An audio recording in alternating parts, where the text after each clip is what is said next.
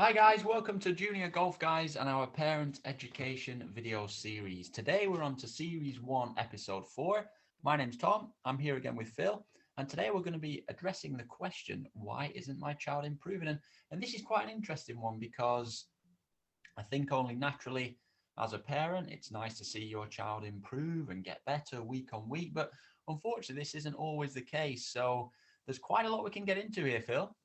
Yeah, absolutely, buddy. I mean, like it's a massive expectation, isn't it? From I think just humans in general, we always like to see that we're improving, and we kind of there's a million different reasons why potentially with juniors as they grow up, why they maybe don't, why it's not linear their improvement, and it's hard to get your head around that as a child and a parent because ideally that's what the road to success would ideally look like, isn't it? Like you start at the bottom and then it's a straight line up to PGA Tour player #1 in the world, but unfortunately, it very seldom goes like that. So yeah, definitely Yeah. something that's going to be a cool thing to talk about today.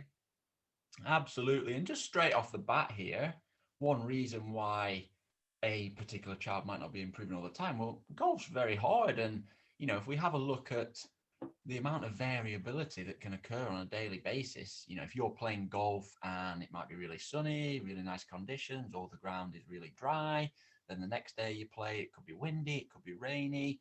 There's so many different factors on a day-to-day basis as opposed to, let's say, playing snooker, which if we think about snooker, it's a very, very controlled environment. You're inside a room, the table is the same all the time. You're not playing on different sorts of tables, you're not dealing with external factors, weather conditions. So I think just appreciating that even for adults, golf is a very, very challenging sport. So particularly with young children, we have to appreciate this and actually just take a step back sometimes and say, well, you know what?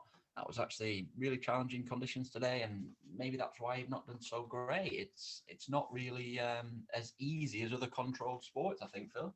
Absolutely, and I think there was something on the PGA Tour that came out the other day, and it was like that the tour averages that there's like a 13 shot sort of difference to, on average, are the best players in the world's good and bad rounds.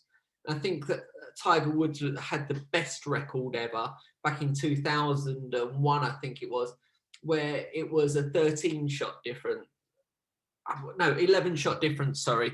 And it's like, yeah, like we expect to shoot the same score over and over. We expect, if you're a scratch handicapper, it's like you saying, well, I expect to just shoot level par all the time. But you know what? The best players in the world are having this variation of maybe shooting like 62 one week and then sort of like 74 the next week. And it's like everyone expects it to be the same. And if that's 74, they think that something's gone wrong. I'm not improving. I've got to change something. But actually, there's so many variables in the game, and especially with juniors. I mean, because Jesus, they're changing every single week. They're changing at a faster rate than what they ever will do for the rest of their lives once they're going through sort of like growth spurts and stuff like that developmentally. There's so many different things to start to understand about it, isn't there? Yeah, absolutely. And I think it's just that appreciation of the variety on a day-to-day basis. There's lots of things that we can't control when we're playing golf, be it the conditions or whatever else it is. And I think it's just an appreciation, isn't it, that scores vary even for top professionals by, as you said, by some margin. So we can't be expected to be within one or two shots of the same score every time. So just nipping over to the next slide now, and you touched on this one before, Phil, but so success does not follow a linear pattern. So looking at that little picture there on the left-hand side, that nice straight line up, often people might think, oh, this is what it looks like. I'm just going up on a nice straight line, and that's my sort of journey to success. But the reality there on the right is what it looks like. It's a mess on the way up. It's up and down. It's chaotic. That is how it is in any sport, in any area of life. We have to deal with ups and downs. So I think the journey to success is a messy one, and we have to appreciate the ups as well as the downs, I think, Phil. Absolutely, mate. And, you know, as you say, it can just be, well, anyone that actually plays golf, I think it does become a little bit easier if you are a parent that's maybe played golf a little bit to understand how difficult it is to stay consistent at the game. And it's really difficult, you know. And as you say, sort of like there's so many little idiosyncrasies in people, bit that they woke up and they're half a centimetre taller than what they were the day before or something for kids and that. And it's like, these little things need to be understood. And, it's something that's really frustrating for both parents and kids with that, in that they might not just take into account they woke up a little bit taller or woke up like on the wrong side of the bed. Then maybe their timing's just a little bit off that day. And it's not that that child isn't concentrating or that their swing's gone to pot or anything like that. It's just that golf's is such a random and chaotic road to success. It's absolutely mental, unfortunately. And that's what we kind of all love. But equally, it's sort of, you can never take your foot off the gas, because the day that you think you've got it, the next day you've probably lost it, Yeah, absolutely. And I think particularly on this example, we've touched on these things in previous videos, but sometimes when we're looking at an isolated result of, let's say, a child playing a competition or a child's practice at the driving range, let's say, if they have 1 or 2 weeks where they're not quite doing as great as they previously were, or they didn't quite get, let's say, the score wasn't as good, they had a few extra shots, I think it's really about not slamming the alarm bells on and just saying, well, hang on a minute, you've had a couple of bad weeks, whatever it is, there's no need to get over concerned and over focused on this. Okay, potentially if you had a period of 2 or 3 months where things seemed like they were only going one way and that was downhill, then there might be a case to, oh, hang on a minute, let's go and speak to the coach and let's maybe try and address it. But on those little short-term isolated results of 1 or 2 bad shots, 1 or 2 bad rounds of golf, the child isn't defined on those 2 rounds. And if they weren't that great, it really doesn't matter. Just stepping back and seeing the bigger picture, I think. Yeah, absolutely. And I mean, I think I was listening to about Tiger Woods the other week, and his most dominant era, he won a third of the competitions that he took part in. So, you know what, he was losing more than what he was winning in these competitions, and he's playing against 130 other professionals that are unbelievable players. Where it's like, okay, well, he's an absolute freak in that. But unfortunately, as kids, like, you get that bit of a taste of success, and you think, well, geez, I should be winning every single week because I know that I can do it. But golf's just not that easy, as we sort of suggested, and it can be down to a multitude of things. But at the end of the day, like, we don't turn up and play to the best of our ability every single round. It's like, and often with sort of junior golf competitions and that, it's an absolute shootout. It's all based around one round of golf. So it only takes one bad hole or something, like one piece of bad luck, and you know what, your score goes up by 3 or 4 shots, and unfortunately you come second or third that week, or 10th or 12th. It is just that cutthroat, isn't it? Yeah, absolutely. That's an interesting point there, actually, that a lot of tournaments are just based on that one round. So, as you say, it might only be over 9 holes. Well, 1 or 2 bad holes, and all of a sudden that's almost a quarter of your round messed up, let's say. So you're going to struggle to rectify that. If you're playing a tournament over 4 days, potentially you can get away with a couple of bad holes here and there. But when it might only just be 9 holes, the pressure's on, isn't it, not to make any mistakes, and it's easily done. And it's just seeing this, isn't it, and stepping back a little bit. We mentioned that phrase quite a lot, but stepping back and seeing the bigger picture. So success doesn't follow a linear pattern. We've said that golf's pretty hard. This next one here is massive for juniors. So this one here is just talking about growth spurts. And if we can see on that picture there, I think, although the writing's a little bit small on some of those pictures, what this illustration is trying to show us is, if we, for example, look at the child second from the left, what that's showing us there is that child's arm length is equivalent to 2 head sizes of that child. Now, if we go to the far right, the tallest figure, now that child's arm length is equivalent to 3.5 head sizes. So what this is trying to say is, as children are growing and going through growth spurts, the proportion sizes of their limbs are changing. So at one stage, their arms might be equivalent to about half the length of the body. Then as you grow older, it could be shorter or longer, going through these different growth spurts. And actually, for a child, trying to manage how these proportions are changing can be quite challenging. And actually, it's uncontrollable, is this. If a child's going through a growth spurt, they can't control it. You do often hear of sometimes children complaining of growing pains. That might be where the muscle or the bone is outgrowing the other, and the muscle might be getting stretched or the bone's getting pulled in one direction. So all these things contribute, but I think it's a massive thing, particularly as children get to maybe the early teens, they're starting to hit puberty, they're maturing. It's a huge thing that children can't control. And sometimes when this coordination, or should we say, when this growth spurt comes in, they might find it difficult to coordinate the body because all of a sudden their arms seem longer. And it's a really challenging thing sometimes. But I think being aware of that is massively important, Phil. Yeah, absolutely. And I mean, unfortunately, what happens when children are sort of like gearing up for, like they're always growing, but their rate of growth slows down. And they grow at different times, boys and girls. Often girls develop a little bit earlier than what boys do, but their rate of growth or growth velocity slows down when they're getting to normally around 11 years old or so, around that stage. So actually, they can become quite consistent at that point, because normally what they find is that they're not growing as much, their body's not changing as much week to week, and it's like, oh, actually I'm really consistent, hit the ball down the middle of the fairway and stuff. And then they hit this point called takeoff, and then they just shoot up, and as you say, all of their limbs and their muscles and their bones and joints, they're all growing at different rates and stuff, their body's completely changing.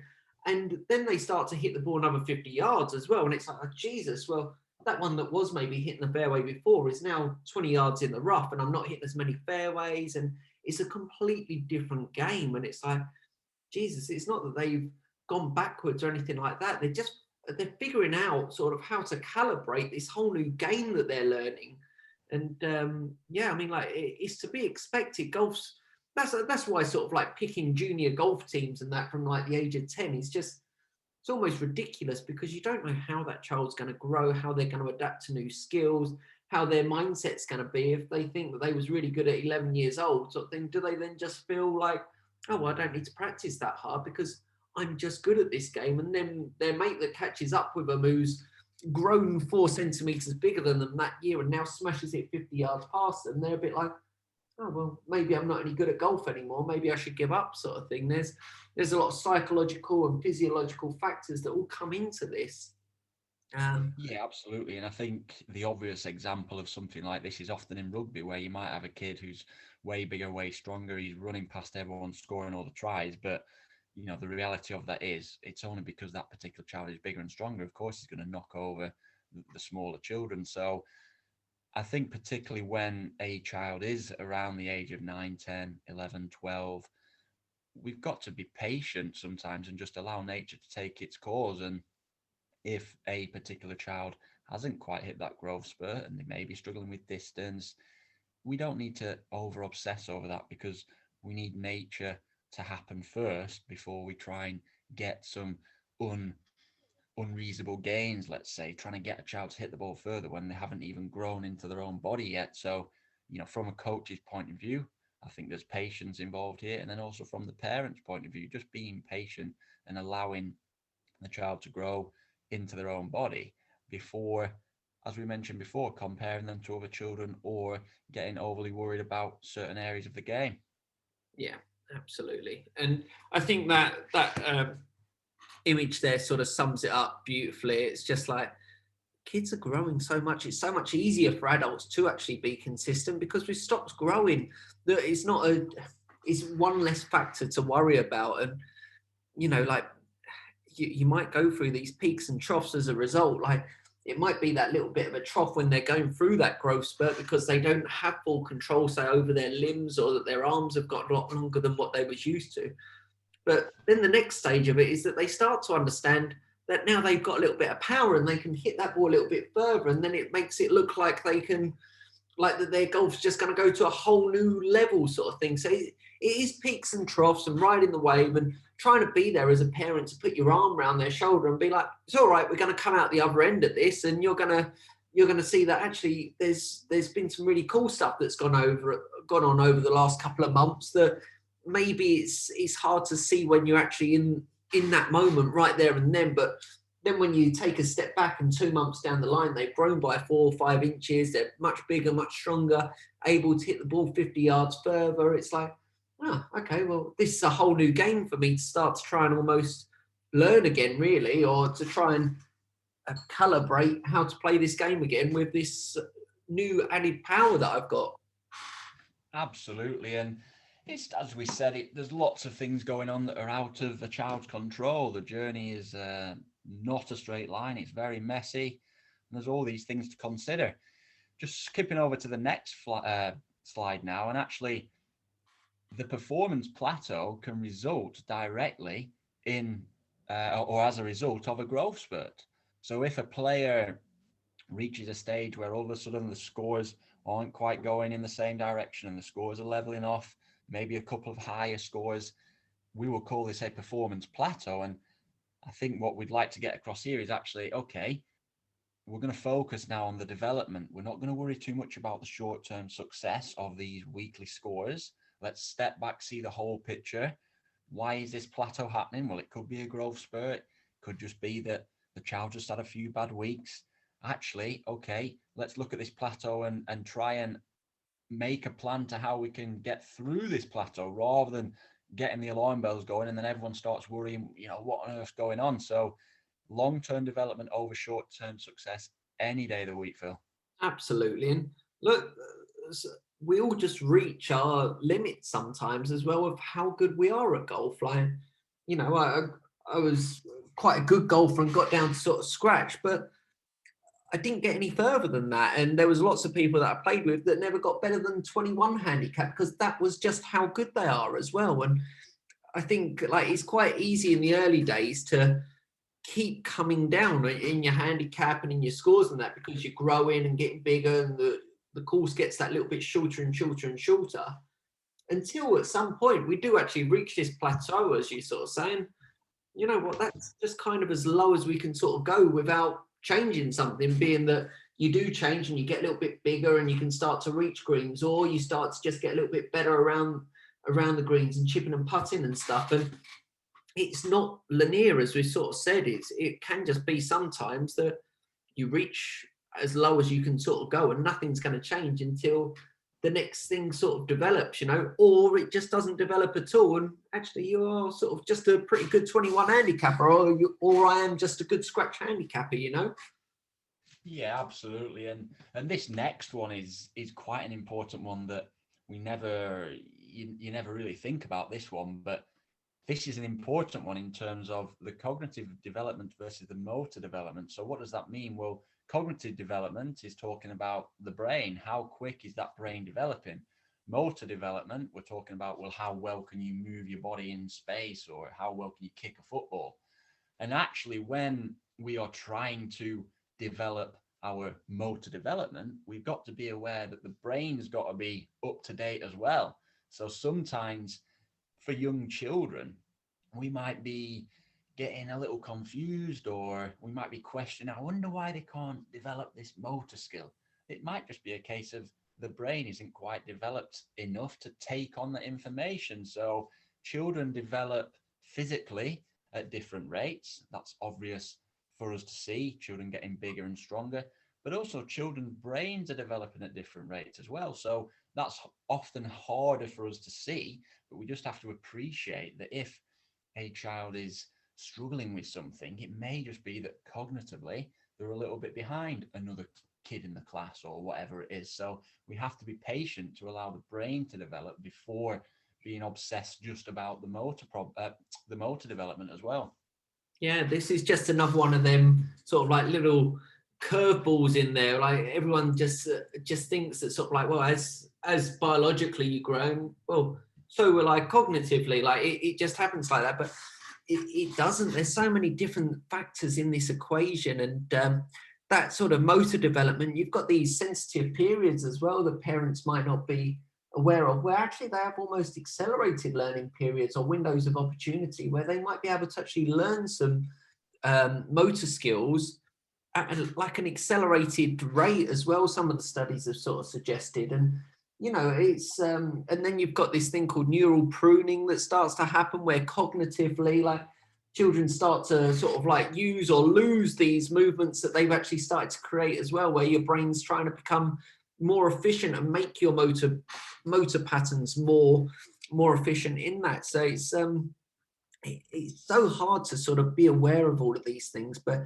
it sometimes runs a little bit deeper than just thinking, well, my child is just the best and they will always come out on top of these competitions when they play in them. But there's just so many little things like this that can just throw a spanner in the works sometimes, and just having a little bit of patience and just being there to support them when they're going through peaks and troughs, and letting them know that that isn't the big picture just winning, that ultimately, like, we don't really care how good your child is at 8 years old. I sort of care how good he is at 28 and 38 years old. And that's a long old road to that. And if we emphasize so much their ability to shoot scores at a young age, it can sort of lead to very easily lead to dropout and too much pressure on that child. And unfortunately, a lot of negative things as a result of them maybe of just having a good year where they haven't grown a lot and they've just found golf a little bit easier that year to what they will do the next when they're growing a lot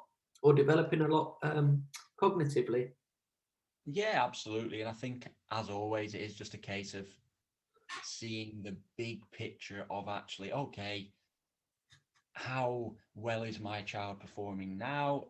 Well, how well were they performing this time last year? And hopefully over that period of a year, you're going to see some improvement, despite a few little troughs within that time frame. So of course we want to always be developing, but we've got to be sensitive to things that it can't always just be straight up, and it has to be a little bit of a dip here and there. And if we reach these plateaus at some stage, okay, we've got to manage them and not get over worried about those particular areas. So I think, as a summary, it's just a complicated process. The journey of a child is very, it's multifaceted. It's not the same for every child. Everybody's developing at different rates. Everybody's exposure to golf is different. There might be some children who are practicing more, or some children that are playing more. Everything is so complicated within this process, and we've just got to appreciate that it is quite a diverse journey, Phil. Yeah, absolutely. I think that's it. Sort of, and I think the majority of parents do get that, but hopefully we've opened the eyes of some parents as well, and understanding that sort of like it isn't linear. It is very, very chaotic. And it's not saying that me and Tom don't want your child's progress to look linear, because you know what, in an ideal world, that is what it would look like, but it's just not that easy, unfortunately. So do be conscious of controlling the controllables. So what, as a parent, you can do, you can measure them once a month. You can start to see whereabouts they are on, say, their growth spurts and that. And that might help the child and you understand a little bit about maybe if their performance does dip or it does plateau a little bit as well. And there's a really good website called Growmetry, growmetry.com, where if you start putting in your child's height into that, say once a month or once every 3 months, I think it is, it sort of shows you whereabouts they are in their growth spurts. And that sort of helps you sometimes, I think, make sense of where they are on their development, and trying to play it cool. It's not the end of the world if they are going through one of these plateaus or they've gone backwards a little bit over the last month or two, because probably they'll come out the other side of it bigger, stronger, with a different type of game that they've actually got the ability to play, and then all the fun starts again. Absolutely. I think that's a nice way to finish it there. So hopefully, guys, a lot of that makes sense for you. You might have picked up a few extra bits of information there that you can use moving forward. Thanks for listening, and we will see you on episode 5. See you guys.